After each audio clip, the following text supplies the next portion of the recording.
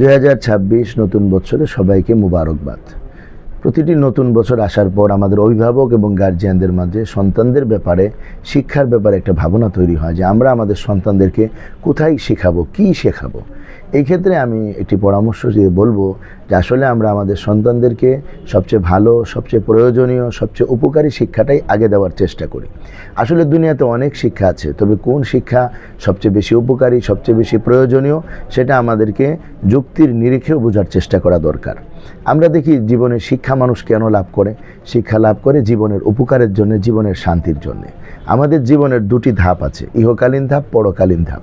ইহকালীন ধাপের আবার কয়েকটি ধাপ আছে, যেমন ব্যক্তি জীবন, পারিবারিক জীবন, রাষ্ট্রীয় জীবন, আন্তর্জাতিক জীবন।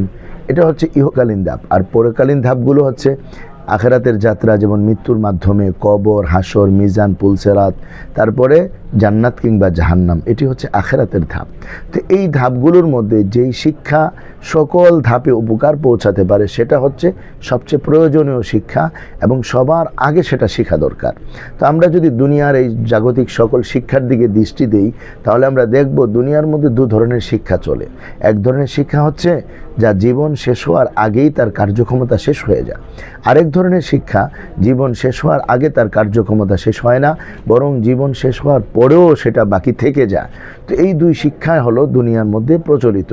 এর মধ্যে প্রথম শিক্ষাটা যেটার যে কার্যক্ষমতা শেষ হয়ে যায় জীবন শেষ হওয়ার আগে, সেটা ইহকালীন শিক্ষা। জগতে যত শিক্ষা আছে, কোরআনের শিক্ষা বাদ দিয়ে সব শিক্ষা জীবন শেষ হওয়ার আগেই শেষ হয়ে যায়। আর কোরআনের শিক্ষাটা এমন এক শিক্ষা যেটা জীবন শেষ হওয়ার আগে শেষ হয় না, জীবন শেষ হওয়ার পরেও সেটা থেকে যায়। এই জন্য এই শিক্ষাটাই সবচেয়ে বেশি প্রয়োজন, সবার আগে প্রয়োজন। মুসলিম হিসাবে আমাদের সন্তানদেরকে এই শিক্ষাটা দেওয়া খুবই জরুরি। এই কারণে আমি তুলনামূলক কয়েকটা পার্থক্য করে দেখাচ্ছি। আমাদের উদ্দেশ্য কোনো শিক্ষাকে তুচ্ছ করা নয়, বরং সবচেয়ে বেশি প্রয়োজন কোন শিক্ষা সেটা আমাদের সামনে পরিষ্কার করা। যেমন দেখেন, দুনিয়ায় চলতে গেলে আমাদের টাকা পয়সা দরকার, নিরাপত্তা দরকার, সব কিছু দরকার হয়। তবে এগুলো দুনিয়ার মধ্যে লেখাপড়ার করার মাধ্যমেই তৈরি হয় না, বিভিন্ন প্রসেসিংয়ের মাধ্যমে সেটা আনতে হয়। কিন্তু কোরআনুল কারীমের মধ্যে আল্লাহ পাক সূরা বাকারার মধ্যে একটি আয়াত দিয়েছেন, আয়াতুল কুরসি বলা হয়। হাদিস শরীফের মধ্যে বর্ণিত হয়েছে, ইদা আওয়াইতা ইলা ফিরাশিক ফাকরা আয়াতুল কুরসি ফাইন্নাহু লা ইয়াজালা মিনাল্লাহি আলাইকা হাফিজুন ওয়া লা ইউকাররিবুকা শায়তানুন। যখন তুমি ঘুমাতে যাবা, আয়াতুল কুরসি পড়ে ঘুমিয়ে যাবা, তাহলে সকাল পর্যন্ত আল্লাহ তাআলার পক্ষ থেকে নিরাপত্তা দানকারী ফেরেশতারা পাহারা দিবে, শয়তান কাছেও আসতে পারবে না। দেখেন, দুনিয়ার জাগতিক শিক্ষার মাধ্যমে নিরাপত্তা অর্জন করা বড় কঠিন জিনিস, সম্ভব না।